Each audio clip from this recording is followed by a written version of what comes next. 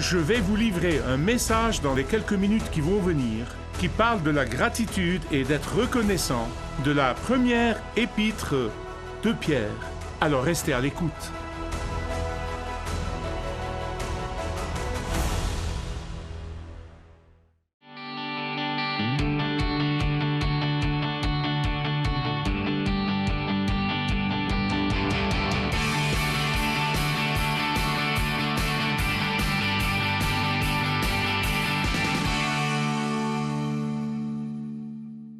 J'ai lu, il n'y a pas longtemps, à propos d'un ancien agent de la force publique qui était en fait un croyant merveilleux.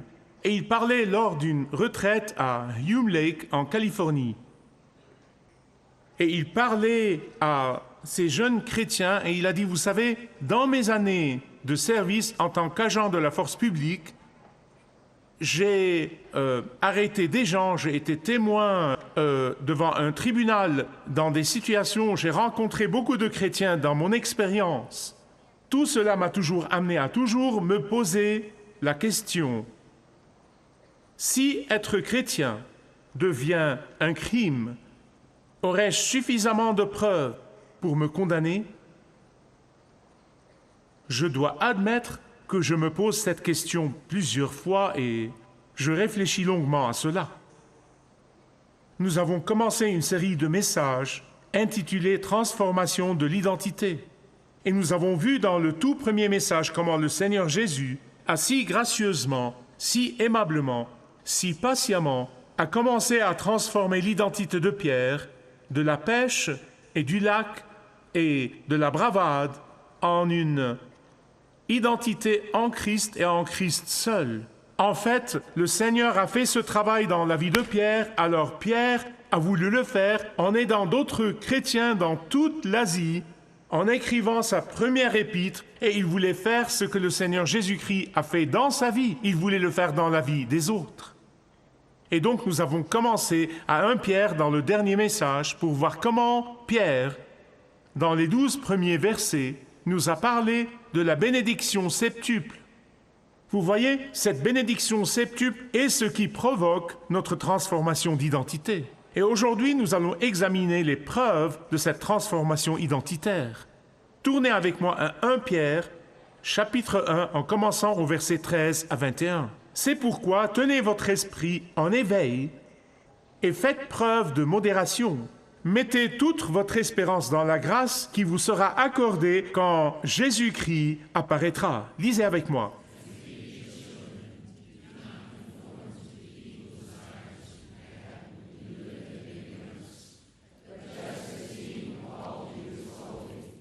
Soyez saints dans tout votre comportement, car il est écrit « Soyez saints car je suis saint ».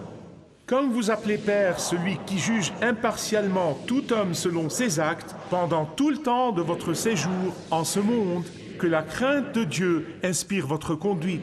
Vous avez été libérés de cette manière futile de vivre que vous ont transmise vos ancêtres, et vous savez à quel prix. Ce n'est pas par des biens périssables comme l'argent et l'or. Non, mais par le sang précieux de Christ, un agneau pur et sans défaut. Dès avant la création du monde, Dieu l'avait choisi pour cela. Et il a paru dans ces temps qui sont les derniers pour agir en votre faveur. Par lui, vous croyez en Dieu, qu'il a ressuscité et lui a donné la gloire. Ainsi, votre foi et votre espérance sont tournées vers Dieu. Les premiers mots du verset 13 sont les mots « c'est pourquoi ». Quand vous voyez les mots « c'est pourquoi », vous devez vous poser la question « pourquoi les mots « c'est pourquoi » sont-ils là ?» Et ils sont là pour une bonne raison. Pierre dit cela en conséquence des 7 bénédictions que nous avons reçues des mains de Jésus, et à cause de ces 7 bénédictions, par gratitude envers Dieu pour ces 7 bénédictions, nous devons montrer la preuve de notre identité transformée de quoi que ce soit en Jésus. Par pure reconnaissance envers le Seigneur pour ses bénédictions, nous exprimons cette reconnaissance dans nos vies aux autres. Nous le montrons dans la façon dont nous vivons. Et Pierre nous dit que notre sens de gratitude envers Dieu, notre sens de reconnaissance envers Dieu, produit des preuves dans nos vies qui se manifestent de 6 manières. Aujourd'hui, nous n'en verrons que 3 à cause du temps limité. Dans le prochain message, nous allons regarder les 3 autres. J'espère que vous suivez avec moi dans vos Bibles. Quelles sont ces 3 premières preuves? Par la gratitude, nous devons être quoi? Deuxièmement, par la gratitude, nous devons être saints. Soyez quoi? Troisièmement, par la gratitude, nous devons vénérer le Seigneur. Tout d'abord, par gratitude envers le Seigneur pour nous avoir sauvés, pour nous avoir rachetés, pour nous avoir appelés, pour nous avoir choisis, pour nous avoir donné la rédemption, nous devons être vigilants. Regardez le verset 13. Voici la parole. Par conséquent, préparez vos esprits à l'action et usez de la maîtrise de soi. Fixez votre espérance pleinement sur la grâce qui doit être révélée quand Jésus reviendra. Ici, Pierre nous donne une image que je dois vous expliquer. En fait, certaines des anciennes traductions parlent des entrailles de vos pensées et tout ça. Je veux vous expliquer cette image que Pierre a en tête, et je ne suis pas un très bon artiste, donc je ne peux pas l'illustrer, mais j'essaye de vous donner une image verbale. Je sais que vous avez vu à la télévision comment, dans certains pays arabes, ces gens portent le kaftan, n'est-ce pas? Ce sont les vêtements que les gens portaient il y a longtemps, à l'époque où Pierre écrivait.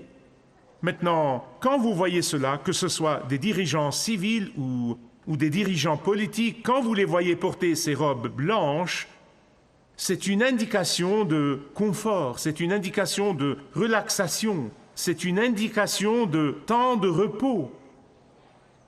En même temps, vous ne verrez jamais, jamais, jamais les soldats de ce même pays vêtus de la même manière. Vous me suivez? Vous savez pourquoi? Parce qu'ils ne peuvent pas aller à la guerre dans ces caftans. Ils ne pourraient jamais mener une bataille en portant ces choses larges. Parce qu'ils tomberaient et trébucheraient tout le temps. Et quand ils sont détendus, c'est bon. Quand ils sont insouciants, c'est bon. Quand il n'y a rien de physique à faire, c'est bon. Et Pierre regarde cette image. Imaginez juste cette image de ce cafetan large qu'il portait, et il dit qu'en ce qui concerne la vie spirituelle, comme que c'est une vie de guerre constante contre l'ennemi, le mal, vous devez prendre ces choses et les fixer avec une ceinture quelconque, que vous devez les tirer et contrôler ces choses. Sinon, sur le champ de bataille, vous serez grillés. Vous voyez, Pierre transforme cette image en une image d'un enfant de Dieu vraiment discipliné et obéissant.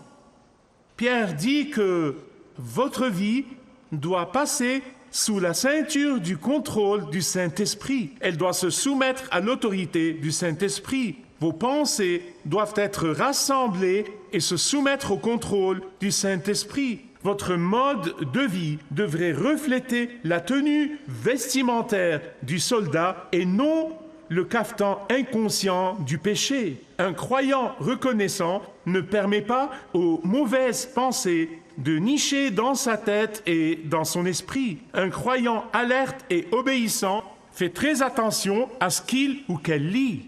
Un croyant obéissant fait extrêmement attention à ce qu'il ou elle regarde. Un croyant obéissant fait très attention à ce qu'il dit aux autres. Il ne fait pas de compromis quand personne d'autre ne regarde.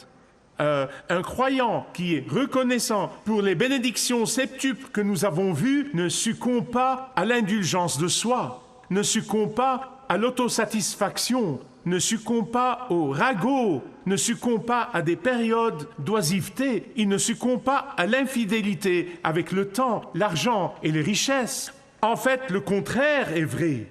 En montrant l'évidence d'une identité transformée, un croyant cherche des opportunités pour servir, il cherche des opportunités pour bénir les autres, il cherche des opportunités pour se contrôler, il cherche des opportunités pour étendre le pardon aux autres, il cherche l'occasion de montrer la grâce et la magnanimité, il cherche l'opportunité d'être altruiste comme Jésus. Amen.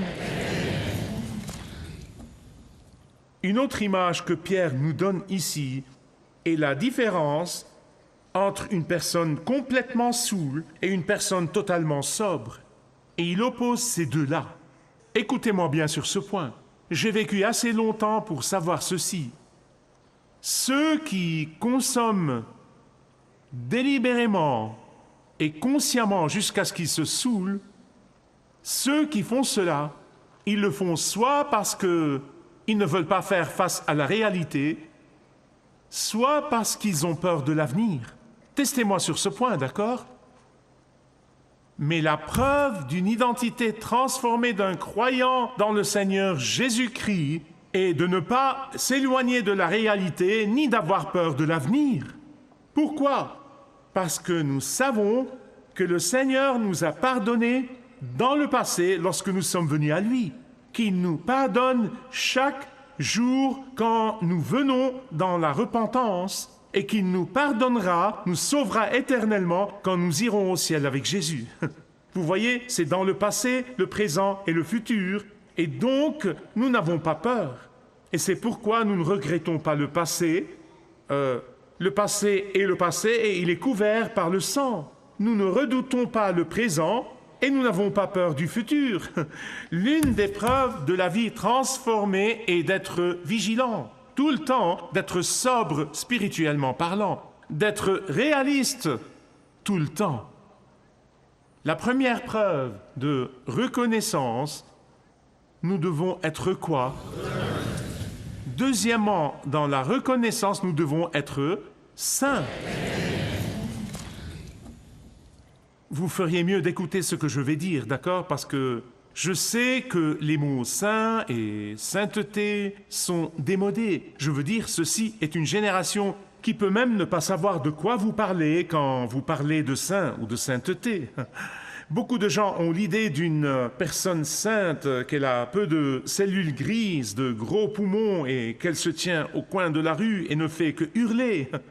D'autres pensent qu'être saint est de porter une sorte de halo ou de mettre une robe blanche et se diriger vers les montagnes ou aller dans un monastère. Non, non, non, non. La sainteté signifie être mis de côté, c'est ce que ça veut dire.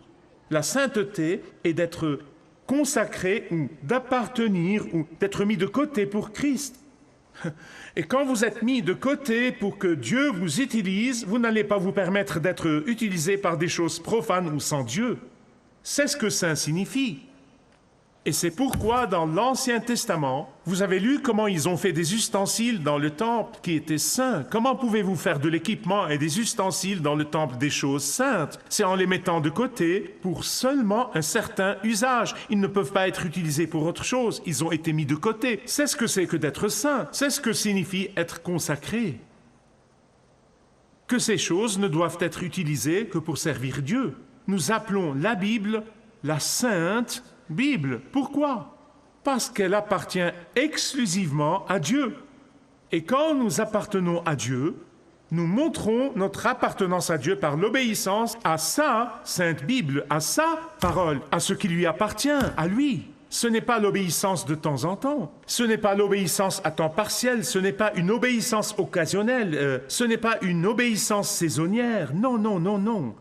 C'est une obéissance totale, c'est l'obéissance tout le temps, c'est l'obéissance quotidienne, c'est l'obéissance moment par moment. Maintenant, occasionnellement, nous échouons parce que nous vivons dans ce monde pécheur. Alors, de temps en temps, nous échouerons, bien sûr. Et la Bible dit que si nous disons que nous n'avons pas de péché, nous nous trompons nous-mêmes et la vérité n'est pas en nous. Mais quand nous confessons nos péchés, Dieu est fidèle et juste pour nous pardonner tous nos péchés.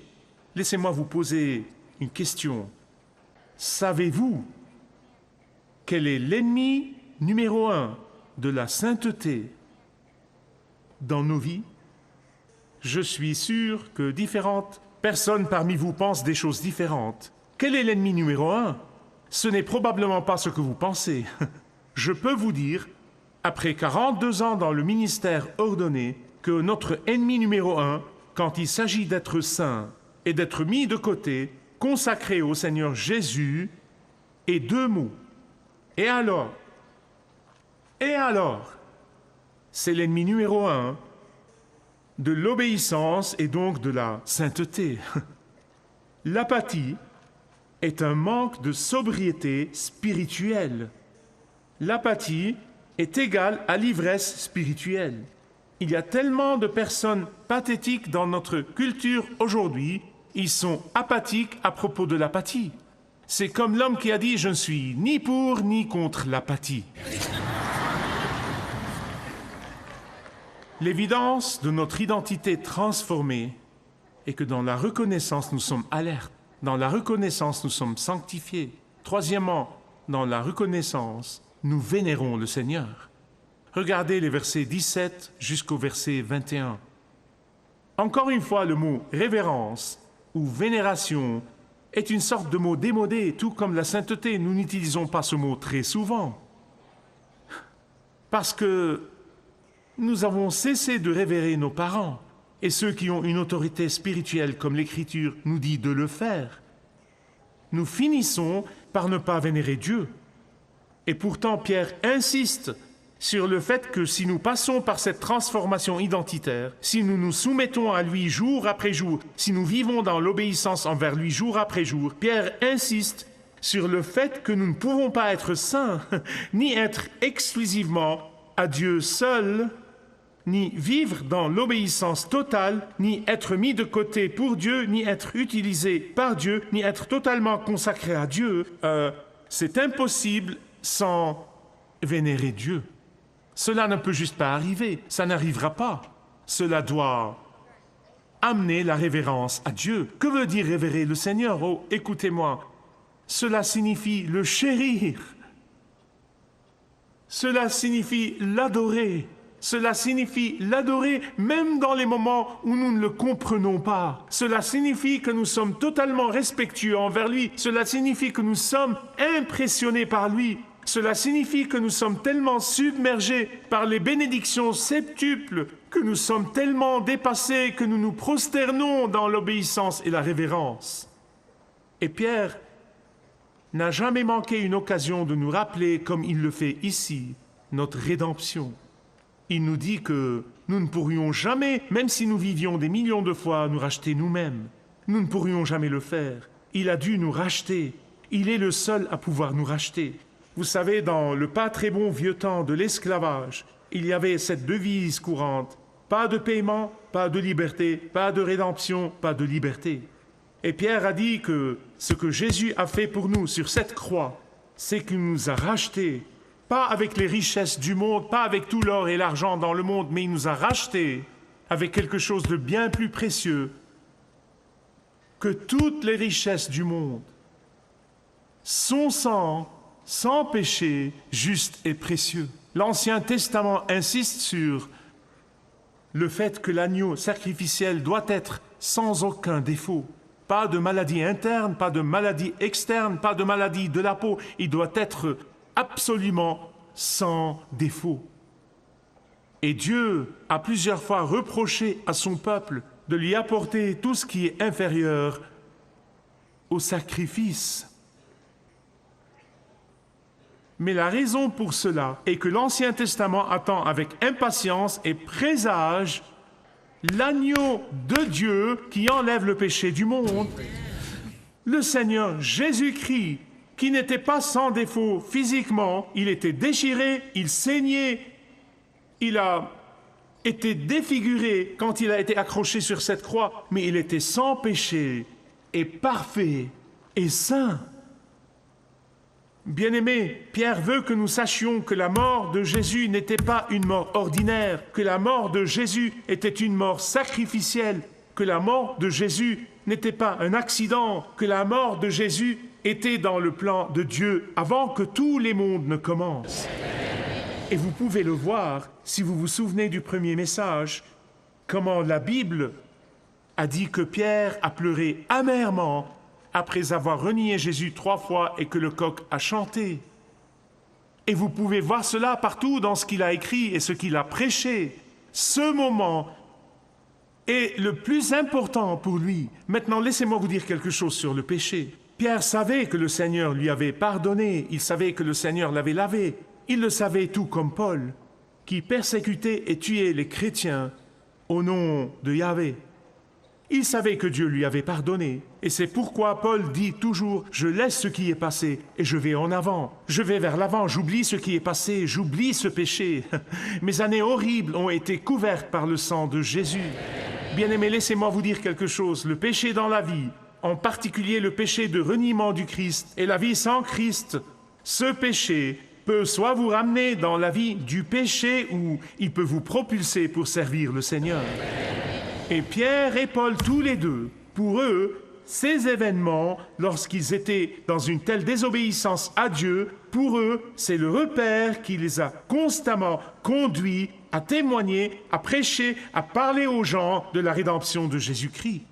En fait, dans toutes les paroles de l'apôtre Pierre, ce moment-là, il ne l'oubliera jamais. Et c'est pourquoi dans Actes 2, 23, au jour de la Pentecôte, il a dit « Cet homme, le Christ, vous a été donné à cause de l'intention et de la prescience de Dieu, et vous, avec l'aide d'hommes méchants, vous l'avez mis à mort en le crucifiant. » Pensez juste avec moi à cette image que je vais partager avec vous, et je crois vraiment que cela vient d'ici.